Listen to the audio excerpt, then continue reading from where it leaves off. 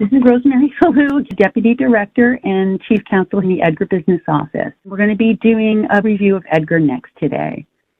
So with that, let's start with a disclaimer. This presentation represents the views of the staff of the EDGAR Business Office. It is not a rule, regulation, or statement of the Securities and Exchange Commission. The Commission has neither approved nor disapproved its content. As with all staff statements, this information has no legal force or effect. It does not alter or amend the applicable law, and it creates no new or additional obligations on any person. So just briefly to roadmap for you today, we're going to go over some of the fundamentals, the adopting release, compliance dates, the purposes of the rule and form changes, what hasn't changed, 3 of the key changes we wanted to highlight for you. We'll go over the transition graphic, and then we'll talk a bit at more length about how to prepare for the changes. We will have a couple of slides at the end, again, directing you to filer support resources. And we'll have time for question and answer. Please put your questions in the chat, and then at the end when we get to the Q&A, we will respond to the questions in the chat. The adopting release. This is where you will find out everything you need to know about EDGAR Next. It is about 200 pages long or so. All of the relevant rule and form changes and almost all the technical changes are described in that release. We would urge folks to please go to the adopting release and review that. Together with the rule and form changes, the SEC also adopted a new Volume 1 of the EDGAR Filer Manual that pertains to how you obtain access to EDGAR, and that will be effective on March 24th of 2025, so we would recommend that you review that. So compliance dates. Everybody wants to know when is this going to happen, when is it due? So full compliance is required a little less than a year from now on September 15th, 2025, and compliance will be required to file on EDGAR. So just to be clear, filers have to take action to transition to and come into compliance with EDGAR Next. It won't happen on its own. You will have to take some action in order to come into compliance with EDGAR Next. And so what we're offering is a process we call enrollment. This is a simplified process for filers that are filing on EDGAR now to transition over to EDGAR Next. And that enrollment process is going to take place on the new dashboard that's going to be presented on March 24th of 2025. You'll be able to enroll from March 24th until September 12th prior to the compliance date, and then thereafter you'll be able to continue to enroll until December 19th, but you won't be able to file until you enroll. So just to be clear, you're not going to use Form ID to enroll. That's not what the enrollment process is. Enrollment is going to be on that dashboard that will go live on March 24th. As I mentioned, you're going to have 6 months from March 24th to September 12th to enroll prior to the compliance date. Then folks are going to have 3 months from the compliance date to December 19th of 2025 within which to enroll. Now you can't file after September 15th if you haven't enrolled or you haven't submitted an amended Form ID and had that granted. But you can still enroll. That's a simple process. And as soon as you enroll, you'll be able to file. Enrollment's going to end December 22nd. Just be aware that after that date, everybody will have to submit a Form ID in order to get access to their accounts if they haven't either enrolled or already filed Form ID and had it approved. There's one other compliance date you have to be aware of. That is the amended Form ID. Compliance with that amended form will be required March 24th. That's the beginning of the enrollment period. So why are we doing EDGAR Next? We are doing EDGAR Next to improve the overall security of EDGAR, and that includes everybody's filer accounts on EDGAR. This allows us to have identification of the individuals who took action on EDGAR. It provides the enhanced assurance of having filers designate and authorize certain people to be their account administrators and having those folks manage the filer's account. It also employs multi-factor authentication through individual account credentials. So there's a lot of security aspects of EDGAR Next. This is also going to make it easier for people to manage their accounts. I think currently what we've heard anecdotally is that folks have very disparate methods of interacting with EDGAR. This is going to give everybody the same ability to manage their account effectively, and we're going to provide that for people right there on EDGAR. This will simplify some of the procedures for accessing EDGAR because there aren't 5 different codes that might be used for this or might be used for that. You're going to have a very straightforward process. And then we're going to also modernize these connections to EDGAR. We're aware of the widespread web scraping, et cetera. This is going to allow people to use the application programming interfaces to not only make submissions on EDGAR, but also to retrieve system status information, submission status information, and also to interact with the dashboard to manage their accounts through APIs. Please be aware, what has not changed? EDGAR Next only changes EDGAR access and account management. It doesn't change anyone's federal securities law requirements.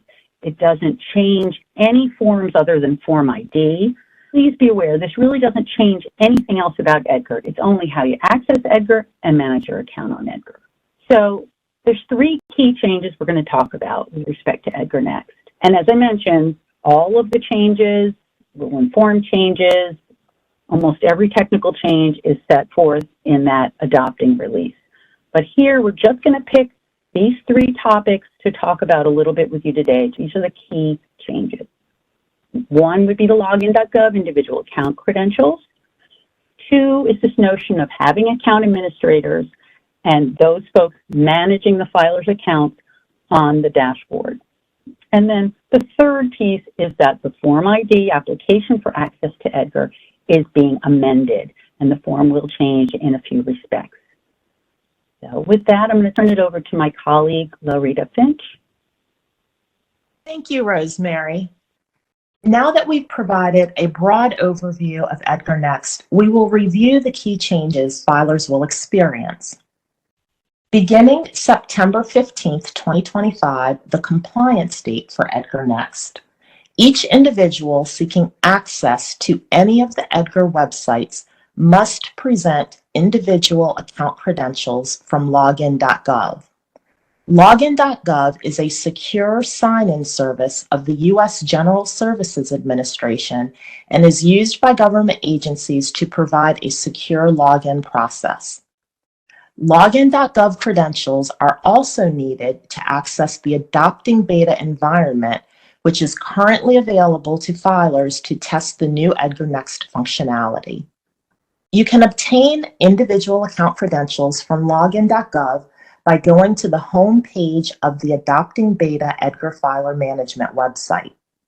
Select Sign In with login.gov, which will redirect you to login.gov to create your unique account credentials. If you create your login.gov credentials before the September 15th, 2025 compliance date, please understand that you are not creating test credentials. These credentials will remain valid.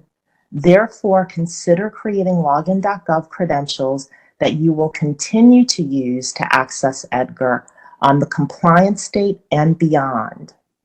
Login.gov will prompt you to enter an email address. Enter an email address that matches the email address you intend to use for EDGAR.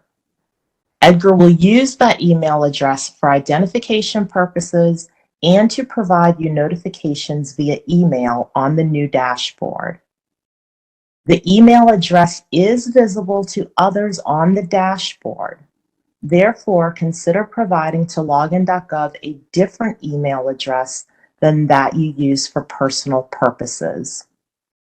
If you need to change the email used in connection with EDGAR, for example, because of a change of domain name, you should first change your email address on the dashboard and then change it on login.gov. This will prevent interruptions in access to EDGAR. If you lose or forget your login.gov password, you can reset it through login.gov. Multi-factor authentication is one of the security features of login.gov. There are multiple options for multi-factor authentication. You must select one. You will be prompted to complete multi-factor authentication each time you present your login.gov credentials to EDGAR. This diagram illustrates how to access login.gov from the home page of the Adopting Beta EDGAR Filer Management website. The first screenshot shows the beta landing page where you will select Sign In with login.gov. You will be redirected to login.gov to create individual account credentials as shown in the second illustration. On the landing page for login.gov, select Create an Account, illustrated by the red circle. Follow the instructions on login.gov to create an account. You will enter your email address, create a password, and select a multi-factor authentication method. After creating a login.gov account and signing in, shown in the third illustration, you will be redirected to the new EDGAR Filer Management dashboard. You can see where your email address will be visible on the dashboard by the red circle in the fourth picture. EDGAR Next introduces the role of account administrator. This is another change. These are individuals the filer has authorized to manage the filer's account on the dashboard. Individual and single member company filers are required to have at least one account administrator. However, we do encourage at least 2 account administrators to avoid disruption in managing the filer's account should one administrator be unavailable. All other filers must maintain at least 2 account administrators. Any filer may have up to a maximum of 20 account administrators. Account administrators may take any of the following actions on the dashboard. They can manage the filer's account on the dashboard, including adding and removing individuals that serve in other roles for the filers, for example, technical administrators and users. They can generate or create a custom CCC. The CCC is the Central Index Key Confirmation Code. The account administrator can also perform the annual or will perform the annual confirmation. They may delegate filing authority to other EDGAR accounts and remove those delegations. They may create and edit groups of users. An account administrator may not be a user, but an account administrator can also be a technical administrator. The account administrator serves as a point of contact for questions from SEC staff regarding the filer's account. However, please note that the first account administrator named will be the default primary point of contact for SEC staff. However, this can be changed at any time by any account administrator. Otherwise, all account administrators have equal filing rights and CCC update privileges. Lastly, the account administrator receives notifications regarding significant events affecting the account. We have a diagram which is also found in our adopting release. This diagram 1 illustrates the account administrator's role in adding other individuals authorized to act on a filer's behalf. Filer A authorizes the first 1 or 2 account administrators. As I had mentioned, at least 1 for individuals or single member companies and at least 2 for all other filers. Those account administrators can add additional account administrators up to a maximum of 20 on the dashboard. Account administrators also invite users and technical administrators authorized by the filer to act on the filer's behalf on the dashboard. There is no minimum number of users, but there can be a maximum of 500 in the user role. There is a minimum of 2 technical administrators that are required, up to a maximum of 20. Technical administrators are only required if the filer chooses to use the optional application program interfaces or APIs, and that filer does not use the filer token of its delegated entity. This is all explained in the adopting release. Another key change for filers under EDGAR Next is that Form ID will be amended. Form ID is the application for EDGAR access that must be submitted to the SEC by individuals, companies, and other organizations that seek access to file electronically on EDGAR. It is being amended to capture the authorization of account administrators and other information to make it more user-friendly and to improve the utility of the form for SEC staff.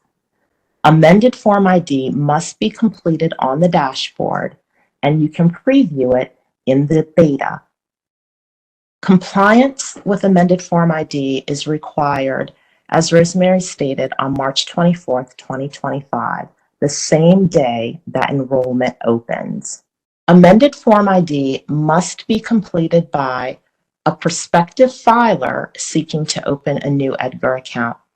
This means the category that includes individuals and entities that are completely new to EDGAR. So I'll reiterate, the prospective filers are those seeking to open a new EDGAR account, meaning they are individuals and entities that are completely new to EDGAR. They have not made prior submissions or filings to the SEC, and therefore they do not have a CIK, the Central Index Key Number, signifying that they have an EDGAR account. The next group that will complete amended Form ID are those that comprise the next three categories that are listed. These next three categories are existing filers that have EDGAR accounts, but the filer has lost electronic access to its EDGAR account. The filer is the legal successor of the filer named on the existing CIK account, but did not receive access from that filer. The last category is an existing filer, but that filer is a paper filer who is seeking access to its existing account for the first time to file electronically. I will now turn the presentation back over to Rosemary. Thank you, Loretta. We prepared this graphic for folks to hopefully help you better understand the dates and the activities that are going on through the transition to EDGAR Next. And this is the more summary version, and then if you go to the next slide, we also have a more fulsome version of the transition graphic where we've tried to provide some guidance under each category so that you can understand what's happening and when. If you want to go over to the EDGAR Next webpage, sec.gov/EDGAR-Next, and that's where you can find this and many other materials. What we thought we would focus on today is the first column on the left, prepare. That's where we are right now. We will be for the next few months. So as we know, the beta is opened. And what's the first thing we talk about when we think about or talk about preparing? We're thinking about the beta. So the first thing folks can do to prepare is to test in the adopting beta environment, which can be accessed again on that same webpage I just referenced, sec.gov/EDGAR-Next. The link into the adopting beta environment is there. In order to access adopting beta, you do need to have login.gov credentials. So please reference Loretta's discussion above about how to obtain login.gov credentials and the nature of those credentials as persistent beyond the testing. So what's in the adopting beta? Everything that's discussed in the adopting release, all the adopted rule and form amendments and the related technical changes are all reflected in the adopting beta. All three EDGAR filing websites and all of the optional APIs discussed in the adopting release are all reflected in the adopting beta. So it's filer management, which contains the new dashboard, but also the other filing websites so that you're able to test through, which was something that was raised in the last beta. Folks will be able to test through on their submissions. There's 15 optional EDGAR APIs. There's the 3 APIs we discussed in the proposing. That was submission API, basically making your filings through an API, then submission status API, retrieving information about your submission, and then an operational status API, which will let you know about EDGAR status. And then we have a large number of filer management APIs, and this is to let folks have a machine-to-machine way of interacting with all of the dashboard functionality. So all of these things will be available through API. We're not going to dwell too much on APIs in this presentation because, as you may know, there are separate API development support sessions that are being held. There have been 2 held already. There will be another one held tomorrow afternoon. You do need to register for those, again, on that sec.gov EDGAR Next webpage. In addition, if you want more information generally about the APIs, you can review the overview of EDGAR APIs document. It'll be linked in the slide deck here, and it's also linked on the EDGAR Next page. And there's also an API development toolkit that you can review. So these are all the resources for APIs. We're not going to go into that much more today, but please, if you do have any technical questions, do plan to register and attend one of the API development support sessions. So right now, what folks are going to see in the beta is how EDGAR will be live from March 24th to September 12th. And as you may know, that's basically going to be this sort of hybrid period for EDGAR. That's going to be a period when folks can enroll, and if they enroll, they're going to be able to use the APIs. Some folks may not enroll right away, and those folks are going to be able to continue to file as they currently do in a web-based fashion with the current codes. So we're going to offer both things while we give people this 6-month period within which they can enroll. Folks can continue to file as they do right up until the compliance date, or folks can choose to enroll and begin using the APIs right away. What you're seeing now in the beta is how EDGAR is going to be for that sort of hybrid phase between March 24th and September 12th. On or about March 24th, once EDGAR comes up live in this hybrid fashion, what we're then going to have previewed in the beta is EDGAR as it will be live upon the compliance date of September 15th. The change there will be what you see in the beta as of about March 24th. The beta will now show you what EDGAR is going to look like live from September 15th going forward. And that's going to mean it will not show anymore the ability to file in this hybrid fashion with your legacy access codes. The testing then in the beta over that 6-month period will be EDGAR as it is requiring login.gov credentials. So sign in. There will be a shift in the beta content.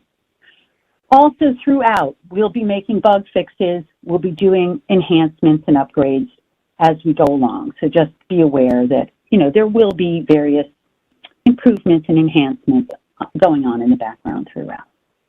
We had some questions last time. I want to make clear. Adopting beta, the beta environment, that means test. It has no relation to live EDGAR. It will not have any of your filer information in there from live EDGAR. None of the information you put into the beta will be carried over to live EDGAR. They're 2 completely different structures, okay, standalone structures. So the only information that's going to be in the adopting beta is what you will now or have already put into the beta environment. What do I mean by have already? Well, there are folks that have tested in the prior proposing beta environment and in the prior request for comment beta environment. And those folks created accounts and did testing, and they have information that was in that beta environment. That's going to still be there for this adopting beta. So folks will be able to go back and work with that information they had inputted previously in the other betas. What else will be in there?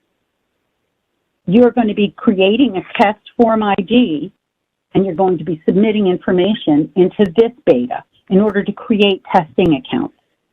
All that information that you're creating now, that you create starting now and going forward throughout the beta period, that information is all going to be there. But nothing, unless you didn't put it in there, nothing from your current EDGAR account is going to be in the beta. Nor, if you file something in the beta, that's not going to come up on live EDGAR. That will not be considered a valid filing for EDGAR. It's just a test environment. Given that it's a test environment, we really don't want you to put any personally sensitive, personally identifiable information in there. We encourage you to use fictional information. Make things up. Go crazy. Have fun with it. The only thing that has to be real is those login.gov credentials. We do urge you, use an actual person, your name or the person's name, and their email address that they use for login.gov, because that's how they're going to log in. That email address will appear and it will be real and actual in the beta. Other than the name and login.gov email address, make everything else up. It has no relation to Live EDGAR. It won't carry over to Live EDGAR, nor should you expect to see anything in there from your account in Live EDGAR. Okay, so just to be clear, two completely separate environments, the beta and Live EDGAR. So as I mentioned, you're going to submit test form IDs in the beta, not live, but in the beta. You're going to submit the test form IDs, and you're going to create testing accounts with all this fictional information that you enter. Because we're just testing, you don't need to notarize your test form ID. You don't even have to have a real authorized individual sign your test form ID. It's just a test.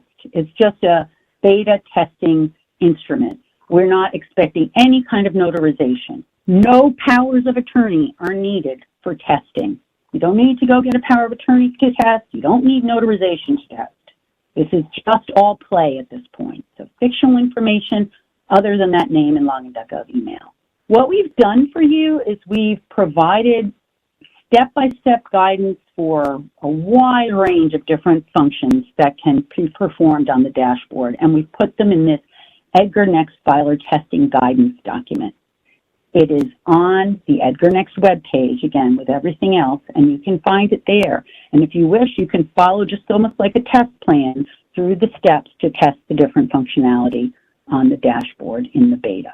The only thing we say is that if you do want to go and test enrollment, which we expect you will want to, and we encourage you to do so, please do first email the EDGAR Next Beta at sec.gov email account, and they will give you test CIKs, which are account numbers, for you to test the enrollment. You're going to need those test CIKs from our folks in order to test enrollment. What else should you be doing? Let's start getting ready to enroll. Let's prepare. What is enrollment? It's just a simplified process that we've created for you to transition to EDGAR Next. As I mentioned, you have to do something to transition. It won't just happen. But we've tried to make it easy on you. We've tried to give you an easy process by which you can enroll and transition to EDGAR Next. The great thing about enrollment, keep it in mind, no notarization, no power of attorney. You're going to enroll, and if you've got the codes, that means you have authority, okay? We're not asking you to give us a power of attorney to enroll. We're not asking you to notarize anything to enroll. Just the information that goes into the section of the dashboard under Enroll. If you enter the information there, you will get a confirmation, if it's accurate, that you have enrolled in EDGAR Next and you have accomplished the transition. Please don't try to enroll on Form ID. First of all, if you want to file amended Form ID, you will need to provide, if necessary, a relevant power of attorney. You will need to have the authorized individual's signature notarized. You don't need to enroll on Form ID. You will be able to enroll on the dashboard, and that's what we want you to do. Make it easy on yourself. Use the dashboard enroll function. Okay, now we're going to talk a little bit about how you're going to get ready to enroll. So what are you going to need to enroll? There's 3 codes that you're going to need to enroll. One is your CIK. Your CIK is your EDGAR account number. Everybody should know their CIK. That's their account number. The second one is your CCC. If you're filing on EDGAR now, you've got a CCC because you need to present a CCC in order to file on EDGAR, okay? You've got to get your CIK and your CCC. You should have those 2 things. You're also going to need a third code. That's your passphrase. Now, I understand a lot of folks may not have their passphrase handy. They may have forgotten it. They may have lost it. They're not sure what their passphrase is. Don't panic. We can help you reset your passphrase. We already have guidance on the EDGAR Next webpage about how to reset your passphrase. It's linked here in the slides as well. You can do it. It's step-by-step guidance. In order to reset your passphrase, you do need to have a current EDGAR POC email. If you've got a current EDGAR POC email, easy peasy, follow the steps and reset your EDGAR passphrase. You'll get a token at your EDGAR POC email, and you'll go ahead and reset the passphrase, and you'll have it for enrollment. But what if I haven't kept my EDGAR POC email up to date? I don't know what it is, or it's out of date, or that person doesn't work here anymore.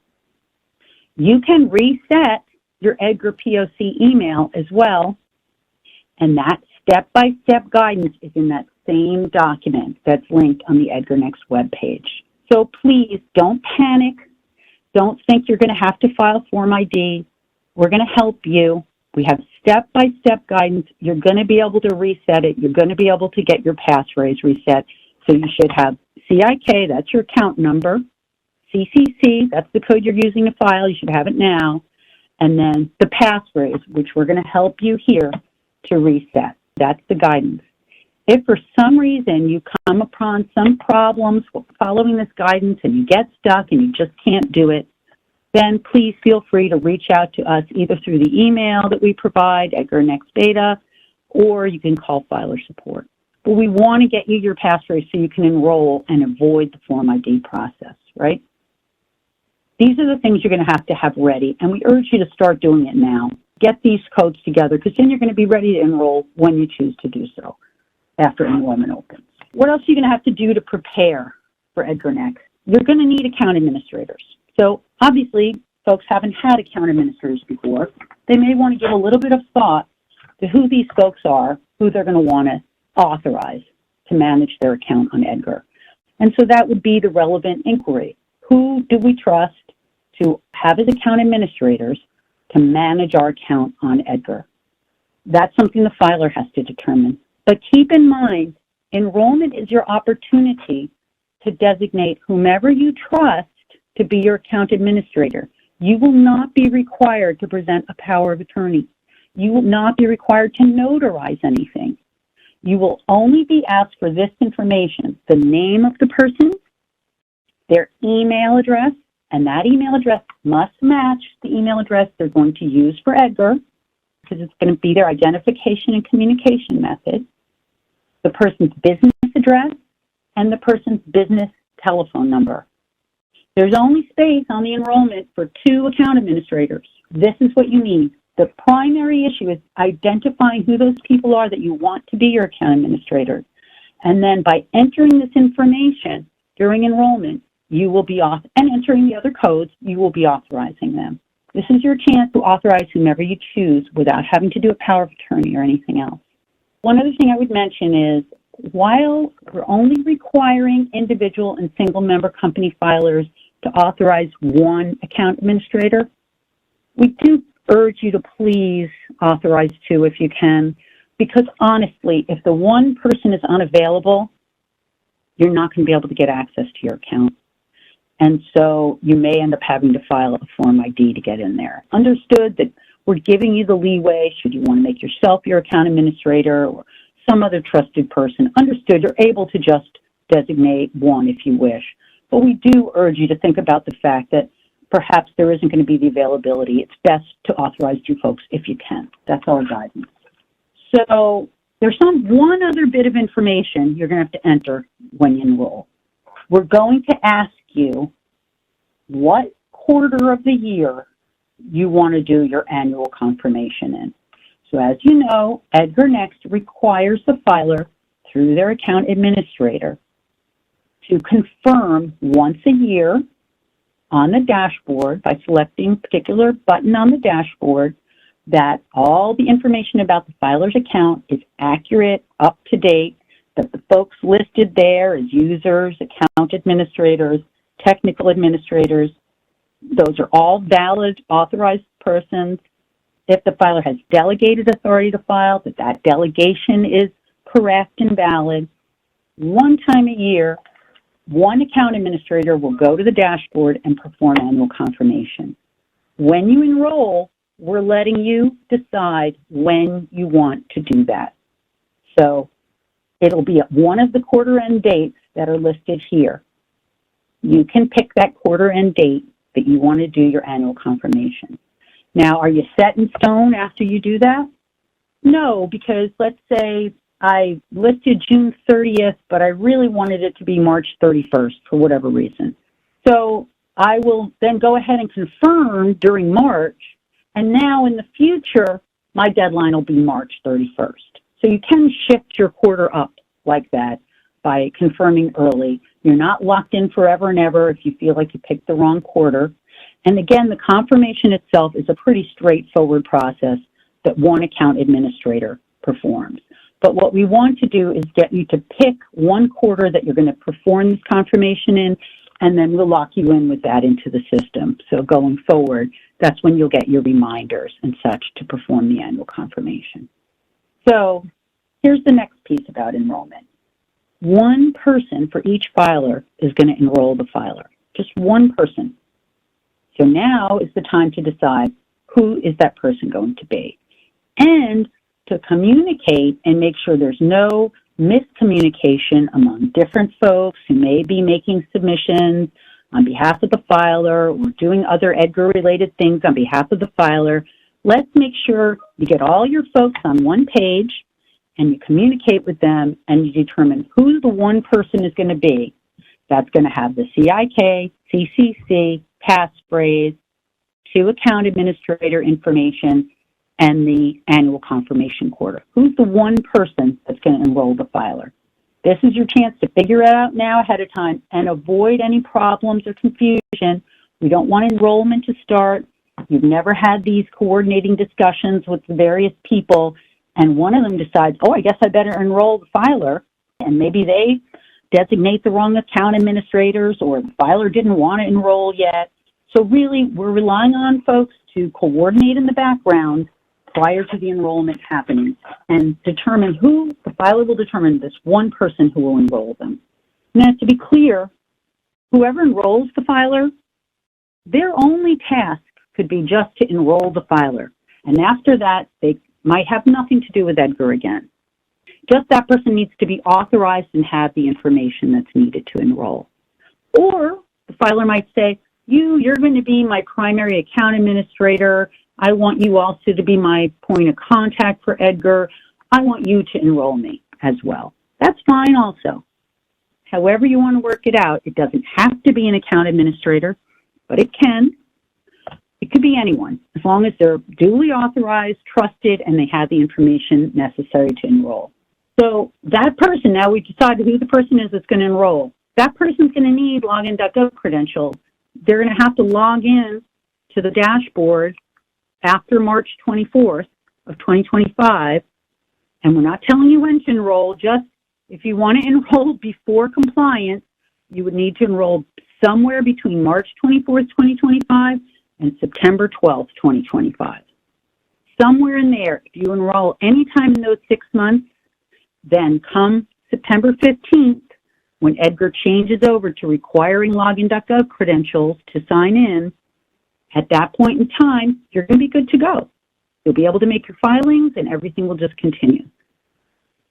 So that's all we're saying, sometime in that 6 months, okay? We're also, just to let you know, after the compliance date, giving you 3 more months to enroll. We're giving you this simplified process for an additional 3 months after compliance date. But you're not going to be able to file until you enroll at that point, okay? Back to the person authorized to enroll the filer. So we have one person that's going to enroll the filer. What does she need? She needs to get login.gov credentials so she can log into the dashboard to do the enrollment. And those credentials have to be, again, whatever the email is that she uses, that should be the email if she's going to have a continuing role with EDGAR that she's going to use going forward. What else does the person need to have in their possession? Just as I've said a couple of times, they're going to need the CIK, CCC, and passphrase for the filer. They're going to need the name and the information I've listed above about the filer's only two account administrators can even be named on the form, or one if it's an individual and they choose to only have one account administrator. The person enrolling will need that information, and the filer should let that person know what quarter they want to do the annual confirmation so that they can indicate that during enrollment. What do you not need? I said it, but I'm going to say it again. It bears repeating because we've gotten a lot of questions. During enrollment, you don't need a power of attorney. No, none whatsoever. We're not even looking for it. You don't need to notarize anything. If you choose outside of this whole process that you want to be more thorough and you're having this person do it and you want to give a power of attorney and you want to have it notarized, that's fine. You can do whatever you like. The filer can do whatever the filer wants to do. But we're not looking for you to provide any of that to us, and we're not requiring you to do it. So that's our guidance about how to enroll. And I've mentioned it before, I'm going to mention it again. In addition to reading the adopting release, which has really fulsome explanation of everything that we're discussing, all the changes, the technical changes, all of that's in the adopting release. We've got a ton of guidance on this EDGAR Next page on sec.gov. We've got numerous linked help documents. We've seen a lot of questions about individual Section 16 filers. We have a specific help sheet just for those folks. That's the last bullet there on this page. Just for Section 16 individual filers. If you're confused, review that. There's the information I mentioned about resetting the passphrase. And if your POC email is not up to date, how do you reset your POC email? That's on there, step-by-step guidance. All the information about the APIs is on there. We have the filer testing guidance where you go into the beta. How do I go about testing different functions? How do I perform these functions? We've got step-by-step guidance in that document for you there. So we do urge you to review that. Webinars. I think I mentioned that the next webinar, which is in 2 weeks on November 7th, that webinar will focus on enrollment. So we will go over more detail about how to enroll and what enrollment is all about. We'll show you the enrollment screens and the fields that will have to be completed with the information mentioned today. And we'll also talk about bulk enrollment at that time. So we're going to make that information available to you at the next webinar. Slides for this webinar will be posted, and we've also recorded this webinar, so folks will have access to this going forward. As I mentioned also, there's API development support sessions that are being held. There's one being held tomorrow. You should register for those. And those are more technical in nature and geared solely towards the APIs. You may want to email us at edgarnextbeta@sec.gov if you have specific questions. You require email support. We've already answered a few questions through the email. You can also call us at filer support number 551-8900, and you would select option 2, which is dedicated to EDGAR Next support. We do have instructional videos up now on YouTube. If you go to YouTube, to the SEC's channel there on YouTube, you will see some instructional videos that we've already posted for you, if that would be helpful.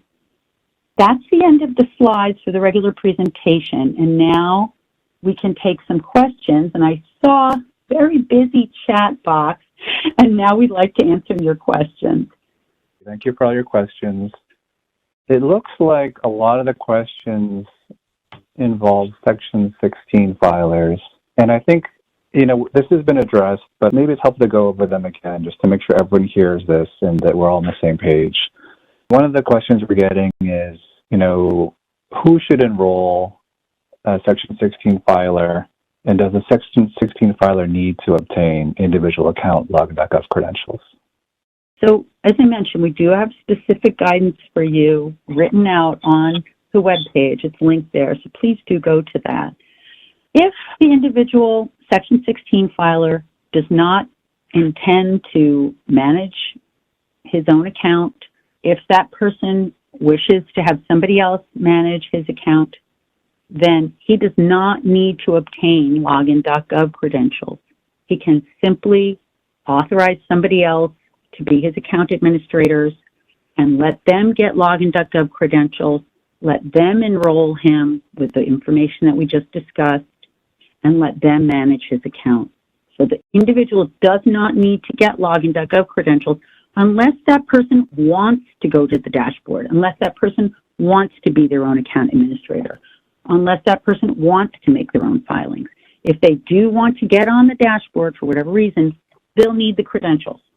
But if they're content to delegate, I don't want to use the word because it is a word we use in the dashboard. But if they're content to authorize somebody else to manage their account for them, then that's fine with us. They don't need to have login.gov credentials. Separately, who should they authorize? Obviously, it's up to them. They could authorize 2 folks who typically do currently make filings for them as their account administrators. And then once those folks become the account administrators, if there's other people that make filings for that individual, they could add them as users just to make the filings. They could add them as account administrators if they wish to do so. What the filer will need to do is just determine 2 trusted individuals currently involved with managing their EDGAR account, and those 2 folks should be the 2 account administrators listed during enrollment. And then they will be able to add other individuals, say at another company, be able to add them as a user to make filings for the individual, or they could add them as an account administrator as well. I want to encourage people to look at the guidance. I think the guidance, reiterates everything Rosemary said and talks about different scenarios. And I think a lot of the questions will be addressed once people take a look at the guidance and just, see what it says. Yeah, Dan. And if your question isn't addressed after reading the guidance, email us at EDGAR Next Beta, okay? Send us your specific question in the email. Email at edgarnextbeta@sec.gov. So another common question or set of questions is, does this affect us if we use a third-party filing agent? So let's say I'm a filer and I use a filing agent or I use Workiva to make my submissions. Do I need to worry about the login.gov credentials if I'm using Workiva? Does that affect me? The basic answer is that all existing CIKs will need to enroll in EDGAR Next. So even if you use a filing agent or whether you do your filings yourself, your CIK will need to enroll. The next question is, do you enroll directly or do you expect someone to enroll for you or do you want someone to enroll for you? And both options are possible. So let's say you use a filing agent that's, sort of full service. You could tell the filing agent, hey, go ahead and enroll me. Go ahead and, just put me in the system. And you know what, actually, why don't you be my account administrator? So that's one option. Another option is you could say, look, I need to enroll, but I'm going to do it myself. I'm going to go jump on the website and I'm going to enroll myself. Or another option is you could say, look, I'm going to enroll myself, but I'm going to make this filing agent my delegated entity. So the filing agent can make filings for me directly without me specifically telling them to do so. So I think there's a variety of options. I think we're trying to make it flexible enough to encompass different, business strategies and different paradigms to give people the flexibility they need to move forward. So again, a lot of this is outlined on the EDGAR Next website. Please take a look and get back to us if you have more specific questions, and we're happy to respond. Hey, folks. So I'm reading some of the comments in the chat. I know people are really frustrated. Let me just be clear for you. The 200-page document is the adopting release. That is the legal document that the Commission adopted these changes and discusses everything. What we're trying to point you folks to is condensed guidance on our webpage. The webpage itself is not that long, and you can skip around and jump ahead within the page. And as far as the Section 16 filer guidance, I think it's either 1 or 2 pages. So if you go to what is the basic question that you're trying to have answered? Can you please ask it in the chat? I'm not sure what the basic question is that you're looking to have answered. But you have a 2-page document about Section 16 filers. If that doesn't answer your questions, email us, and we'll try to dig deeper and give you more. All the guidance is on the EDGAR Next webpage on sec.gov, sec.gov/EDGAR-Next. You can also go to the home page of sec.gov under Submit Filings, and the drop-down there, it's the 4th item on the drop-down. You can click on that. Let's see, what was the last question? You use third-party vendors to do the filings for all of your officers and directors. Do they handle this, or do you have to enroll each officer director?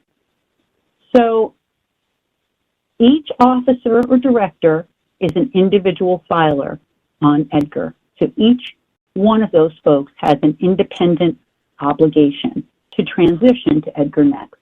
They can authorize somebody else to do that for them. I don't know if your third-party vendor is going to handle that for you or not. You can have a conversation with your third-party vendor and ask them, are you going to handle enrollment for folks? I just can't answer that. That's a private arrangement. You may have to enroll each officer or director. I don't know. If the third-party vendor is your only other person that you work with and they're not willing to do it, then yes, you would have to go, and for each person that has a CIK, which is the EDGAR account, you would have to get that information that I listed earlier. And then you'd have to get login.gov credentials yourself, and you go to the dashboard. Now, if you have a ton of officers and directors, you could do this bulk enrollment thing. That's what we're going to talk about on November 7th. And we'll show you exactly how to do it.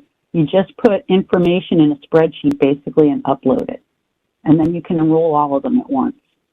But I don't know what the people's private arrangements are with their filing agents or other vendors.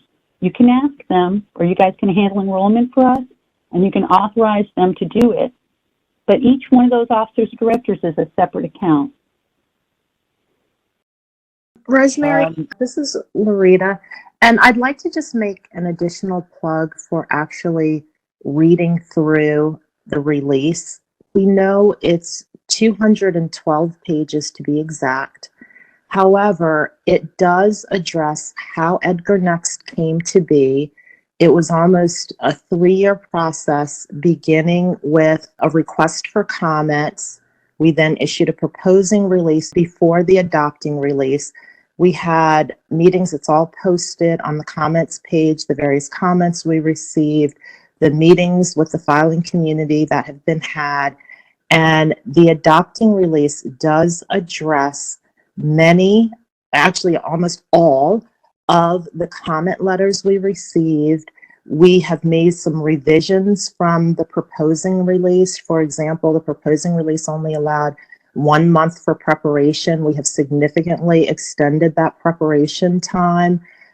And the compliance date is a year from the adoption date. But we also, more specifically, we address in the context of the release, explaining, I've seen some of the questions about what is a user, what is a delegated entity, what is a technical administrator.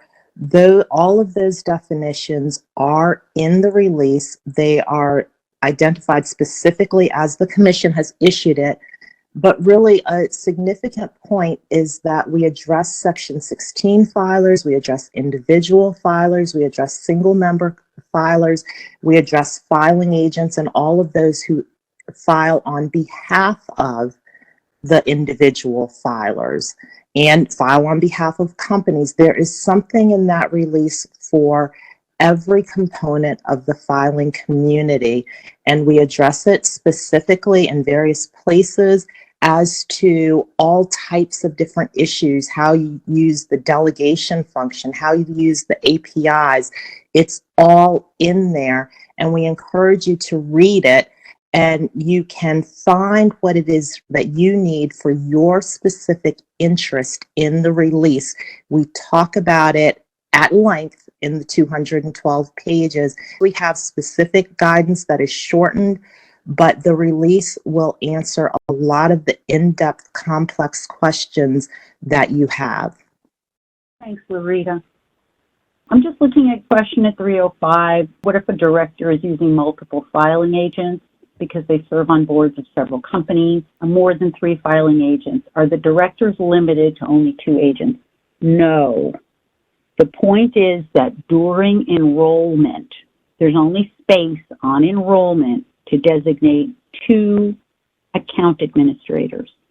So the person should pick 2 folks that they want to lead on this, have them enroll, be on the enrollment, and then once they are up and running as account administrators, they can add other folks, up to 20 as account administrators, up to 500 as users to do filing. So they're not limited to only 2 agents. It's just that on the enrollment, the director or their surrogate should determine who the 2 account administrators will be to start, and then instruct them how you want the account to get configured, who else should be added to do the filing. We weren't going to go into the API discussion right now. Let's just hold that for a minute. Somebody asked if the November 7th webinar would be recorded and posted. Yes, we anticipate doing that.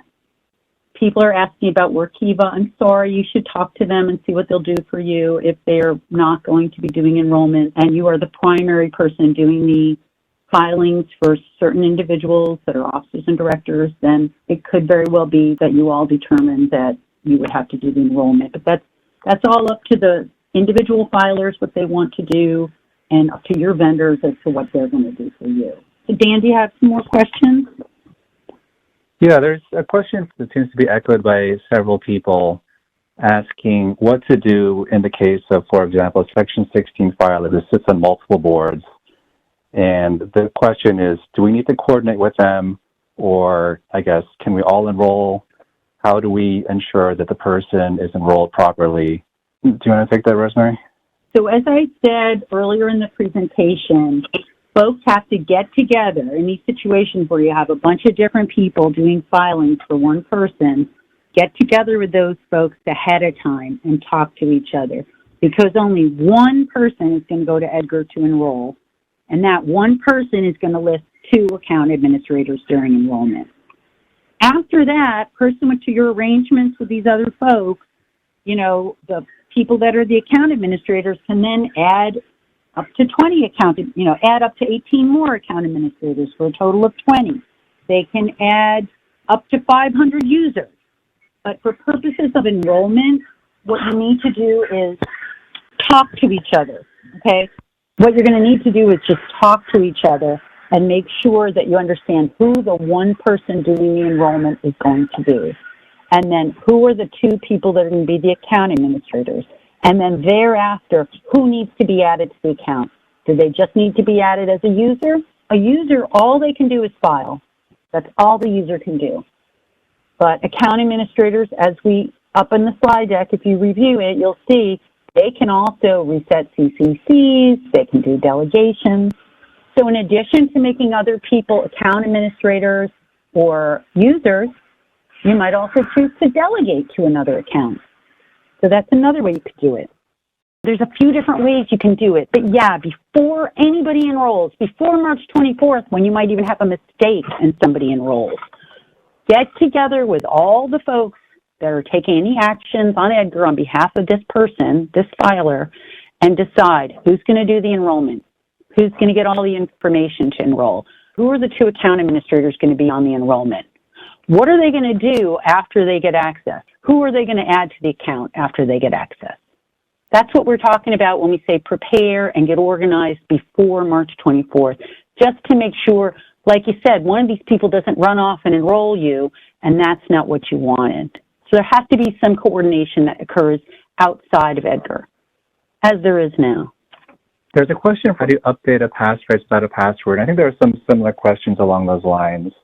So I just want to mention that, you know, we are aware that not always, you know, the filing agents and law firms don't always have, you know, passphrase for their clients. And there could be situations where you need to reset a passphrase. There is guidance posted on that on the EDGAR Next page explaining how you can reset passphrase and also how you can reset CCC. So Dan, just to be clear, you don't need a password to reset a passphrase. You just need a valid EDGAR POC email. And that's all in that guidance. And again, if after going through the guidance and doing the step-by-step, if you still have problems, email us at edgarnextbeta@sec.gov. And we will get back to you, we promise. So, Rosemary, there was one question. Does a filer need a login.gov account in order for an account administrator to enroll them? What we can say is that enrollment begins on March 24th. The login.gov credentials are required beginning September 15th. The account administrator, you would be able to enroll your filer in March without using the login.gov account credentials, but those credentials will be required beginning September 15th of 2025. So, Loretta, I think the answer you gave, it depends on the facts of the situation, right? So I think if the filer does not intend to ever manage their own account on EDGAR, make a filing on EDGAR, they're content to authorize somebody else to manage their account, to make filings on their behalf, and they are not interested in looking at the dashboard or getting on EDGAR themselves. That person never needs login.gov credentials. Just because you're a filer, you don't need login.gov credentials. You can, just as you do now, authorize other folks to take care of all this for you, okay? And the benefit of doing it during enrollment is we're not asking you for any power of attorney documents. We're not asking you to notarize anything, okay? We're just asking you to coordinate, decide who your account administrators are going to be, and tell them what to do. Give them the relevant information and tell them what to do. But the filer, the person herself, she never has to go on EDGAR if she doesn't want to. If she wants other people to manage her account, do her annual confirmation, make all her filings, that's fine. Just authorize those other folks to do it. So, for example, I don't know, me and my seasonal thoughts here, Pumpkin Ghost is a director at ABC Corp and needs to transition to EDGAR Next, needs to be enrolled. But Pumpkin Ghost never wants to be on EDGAR. And so they've always historically given the authority to somebody else to manage all this stuff. So what they'll do is they will turn to the folks most likely that they use most frequently to file on EDGAR and say, hey, I'm authorizing you guys to be my account administrators. You've got all the information. One of you go over to EDGAR on March 24th and enroll me, okay? And then after that, you're going to be my account administrators. You're going to handle my filings. You're going to do everything with my accounts. The two people that are the account administrators are going to need login.gov credentials. But Pumpkin Ghost doesn't ever need login.gov credentials because they're not going on the dashboard. They're not going to make the filings themselves. I hope that's clear. If not, I'll keep trying. One thing also that came up in the context of these questions, several people mentioned that there's a lot of questions and that they were wondering if the questions could potentially be turned into an FAQ that could be posted on the website. We certainly can do an FAQ if that's helpful. I'm looking at a question. Let's say Pumpkin Ghost would like to be on EDGAR for a few things, but whenever they sell shares in their company, that's handled by somebody at their company's corporate governance council. What are they supposed to do? Okay, so I think Pumpkin Ghost has to decide, do they want to be their own account administrator? Do they want to make an annual confirmation? Do they want to be the one that has to review everything and delegate authority and add users and remove users and all that? If they don't want to do everything themselves, I would urge them to authorize one or two other people as their account administrators to take all those actions. But if Pumpkin Ghost wants to be on EDGAR for a few things, they're going to need login.gov credentials because that's the only way they're going to be able to access the dashboard or make filings after compliance. So they would need login.gov credentials. They can either list themselves as one of the two account administrators for enrollment. They can enroll themselves if they want to, or they could have the other account administrator or someone else enroll them. Or they could tell two other people to be their account administrators, enroll them, and then add them as a user later on, or add them as another account administrator later on after those two folks are account administrators on the dashboard. If the filing is handled by somebody they've never heard of at the company's corporate governance, well, if all that person is going to do is file for them, then one of the account administrators can authorize that person as a user to do filings. Or they can authorize that person, if they want, as an account administrator, because maybe they want them to be able to take some of the other actions of the account administrator. But this does involve the person stopping and thinking a little bit about their EDGAR account, what their action they want to have with EDGAR. If they do want to be on EDGAR and see their account, which I would think some people may want that, they will need login.gov credentials. Again, they don't need to enroll themselves. They can still give all that responsibility to somebody else with all the information to do the enrollment, but tell them who they want as account administrators. They could be one of the account administrators, or just have somebody else do it for them and have that person add them later as an account administrator. It just involves that sort of informal organization prior to going in and enrolling. But once the enrollment occurs, the folks that are the account administrators are going to be able to add more account administrators up to a total of 20. They're going to be able to add users up to 500 users. They're going to be able to, and we haven't talked about it here, delegate authority to file to another EDGAR account. Typically, this occurs with filing agents. I've got a filing agent. they have an EDGAR account, I'm going to delegate authority to them to do my filings for me. They're not going to be my account administrator, they're not going to do my confirmation, but they're going to do my filings for me, and they're going to do it on their side from their account. So I'm just going to delegate to them. The enrollment process itself, I think, is relatively straightforward. Just keep in mind that afterwards there's a lot of flexibility to add folks, add account administrators, add users, delegate, that type of thing. There's another question about adding herself or adding the third-party vendor as a user. So again, I would have a conversation with your third-party vendor. It will depend on your relationship with that party, what they do for you now, what they provide to you now. You may, in fact, want to delegate authority to them.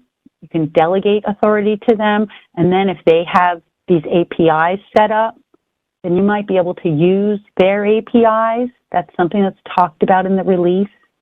You wouldn't necessarily list them as a user. You would most likely delegate if they themselves had an EDGAR account, such as Donnelly, for example. So in my example, if Pumpkin Ghost changes filing agent, how will that happen? Vendors change over time. So you should have account administrators there who will be, at a minimum, responsible, right? If your account administrator is somebody at your filing agent and you've determined to change filing agents, you can ask them to add the person at the new entity and then remove themselves. Or if you have a different account administrator, you can simply let the person know that, hey, we're going to remove you as an account administrator and we're going to add the new filing agent. Or if your relationship with the filing agent is through a delegation, so I've delegated to that filing agent to make my filings, and now I've decided I don't want to use them anymore. I want to use a different filing agent. I will cancel the delegation, and they don't need to respond. It'll be effective when I cancel it, or the account administrator will cancel it. And then the account administrator will add the new filing agent as a delegated entity. So you do have flexibility to make these changes over time. It's not set in stone. Once you get on the dashboard, you'll see that it is very interactive. It actually is pretty user-friendly. So I would urge you to go ahead and get into the beta. And to get started in the beta and to sort of see things, you're going to need the login.gov credentials, see the slides above about what you should do there. Start on the page that's linked on the EDGAR Next page, right? That'll take you to the landing page for the beta site. Redirect to login.gov, create your credentials. Then you'll redirect back to the beta site and you'll see the test dashboard. And now you should go and make a Form ID. Submit that so that you can get an account up and running so you can start playing with it and seeing what you can do. And any one of you can do that, okay? It's not hard. Just go to the EDGAR Next page, go to the beta landing page, go to login.gov, create your credentials, follow those guidelines that Loretta mentioned earlier. Maybe just create an account now that you're going to use forever after. Then when you come back, you're going to go through the Form ID. You'll get to see what the new Form ID looks like, right? It's a little bit of a pain to go through all those pages and fill out all that information, but not all the fields are required now for testing. So you can go through there, just get your fake CIK, and you can start playing around on the dashboard and see, what you can do. Rosemary, there's one question I think you may want to answer in the last few minutes. So this question is, I suspect a lot of users will want to just share their login.gov credentials with third-party filing agents and have those third-party agents manage their accounts and delegations of filing authority. Is there any official position on sharing login.gov credentials or automating login.gov/delegation functions? The official position is a person should get their own login.gov credentials. They belong to that person. They're intended to trace whatever actions are taken with those credentials to that person. And keep in mind that there is multi-factor authentication with those credentials. So it'll be a username, which is the email address, the password that's created, and the multi-factor authentication method that's selected. So each time that person logs into EDGAR, they will use their credentials. The credentials are not intended to be shared. If you want to coordinate with your filing agent, if you want your filing agent to make filings for you, the way to handle it is to have an account administrator, either yourself or somebody else that you trust, delegate authority to the filing agent to make the filings, okay? Or add a person at the filing agent as an account administrator. The way to handle these things is not to perpetuate the way things had been working with EDGAR, where we have these centralized accounts that we don't know who is in them, we don't know who has access to them. We are trying now to get some accountability, both for you all and for us, through this dashboard, so that you too will know who's taking actions on your account, okay? And so those email addresses are really the identification, the email address that goes with the login credentials. That's how we're identifying who's taking action, okay? So I would urge you to follow the structure. It's in the release. That's what the SEC expects people to do. It's going to be in the filer manual as of March 24th as well. Your login credentials belong to you and not to anybody else, and they shouldn't be shared, and they should not be a joint account. There's other ways to handle these scenarios, right? By either making somebody an account administrator, delegating authority to them. There's other ways to do it. And as I mentioned, if you use the flexibility of enrollment, this is when you can make anybody you want your account administrator, right? I'm not asking you for a power of attorney. I'm not asking you to notarize anything. I'm just asking you to give me the names of the people you want on the enrollment form, along with the other information. They're going to be your account administrators. They can add up to 20 total account administrators. They can delegate authority to file. We don't have a limit on the number of accounts you can delegate authority to. There's other ways to handle this without going back to the old way of sharing that one account. So if you can try to start thinking about it, and if you go to the dashboard, it might help you to conceptualize it a little bit more. I did see a question about enrolling. You can't enroll right now. If you quote unquote enroll on the beta now, you're just testing enrollment. You're not enrolling. Anything you do on the beta is not live. It is not effective. If you make a filing on the beta, that's not a real filing. You haven't satisfied your obligation. If you enroll, quote unquote, on the beta now, you're not enrolling. You're just testing it. You would enroll when the new website goes live on March 24th, between March 24th and September 12th, on that new EDGAR Filer Management website. That's when you can enroll over there. But anything you do in the beta stays in the beta, okay? What other questions, guys? There's one question about whether authorizing someone for enrollment purposes requires a form or some kind of documentation through the SEC, or whether it can just be done informally. It can be done informally. We're not asking you to provide us with anything showing us that you authorized that one person. But we are urging you to be responsible and get a hold of all your folks who have these codes or might have these codes or might think that they need to do the enrollment. Get together with them now and figure out who that one person is that's going to enroll each filer. We're not asking you for any forms. We're not asking you for any kind of authorization, power of attorney, notarization, nothing. If you give one person your CIK, CCC passphrase, to account administrator information and a confirmation quarter, and they go to EDGAR after March 24th and enter that in enrollment, you will be enrolled by that person, and we're not asking any more questions about it. Now, if something goes wrong, obviously call filer support immediately, but we're hoping that won't be the case. We're hoping this will be a responsible process. So can you file without enrollment before the compliance date? That's a good question. So prior to September 15th, you can just keep on filing as you have up till now, as you are filing now. You can just keep on filing on the EDGAR websites. We are continuing that process throughout this period. We're giving you to enroll prior to compliance. But as of September 15th, if you haven't enrolled yet, and if you for whatever reason didn't come in on the amended Form ID because you were in one of those small categories where you needed to do that, you're not going to be able to file as of September 15th. You would have to then go and enroll. And then if your information is correct and it's validated, you would then be able to file.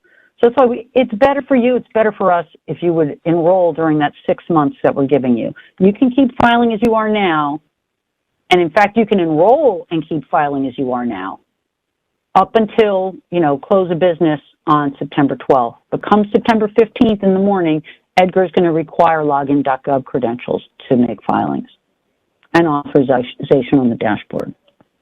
Somebody's asking what COOPDAT stands for. Oh my goodness. That is a nerd term, isn't it? COOPDAT. It's a company update. It's an update of company information.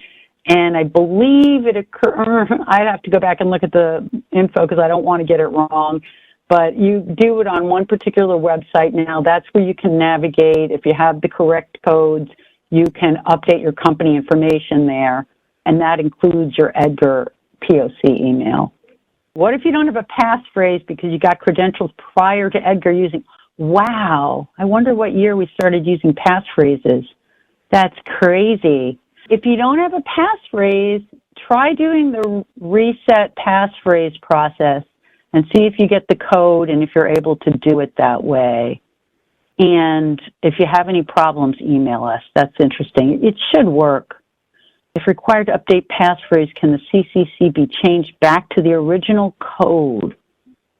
You mean the original CCC you had? I'm not sure exactly what you mean, but if you want to email us at that email address, please do. Does updating your passphrase change your CCC? No, if you update your passphrase, it doesn't change your CCC. It just changes your passphrase, not your CCC. You lost access to your POC. Okay. Well, if you have any problems, email us and we'll see if we can help you. Will beta also provide passphrase? Are you looking for the actual passphrase reset on the beta? Because, like I said, anything you do in beta is not going to be real, okay? Can we set up a way for filers to confirm passphrases? Interesting. All right, let's think about question at 334, recapturing that. Let's think about what we can do about that, if anything. We'll look into it. I know we've run late, but for those of you still on, Dan or Loretta, do you see any other questions that you think we should try to answer here? I think this is a good stopping point. Okay, that sounds good. I do see a question. Is there a way to bulk delegate? Yes, that's on the dashboard. So go into the dashboard. There is a way to do bulk delegations on the dashboard. So that's something you can play around with in the beta environment. Okay? Okay, folks. I really do appreciate your time. Thank you for bearing with us. We wanted to get through all these slides and hope that by writing all this out and trying to go back to some of the fundamentals, you have to understand we're talking about this in shorthand ourselves. We're familiar with it, and we are trying to go back and make sure that we are explaining it in a way that folks can understand. I applaud Loretta because she's very good at that. She's a good teacher. I'm more of a talker, as we all can see. But if we didn't get your questions answered, go look at the webpage, please. We went to a lot of effort to make that, and the individual guidance. It is a lot shorter than the release. Loretta would tell us we should read the release, and we should read the release. But if you don't get to read the release, at least read the webpage and the guidance there. And email us. There's the email address. If you do have specific questions or you hit roadblocks and you get frustrated or stuck, please reach out to us. As I said, the next webinar is going to be November 7th, 2 weeks from tomorrow, and we're going to dedicate that to enrollment. But again, at the end, we'll take questions, and, if there are questions other than enrollment, we'll try to address those as well. If you have APIs or technical questions, we've got that Q&A tomorrow, and then I believe there's one more after that. You do have to register both for these webinars and the Q&A, so that's all over on that EDGAR Next page, okay?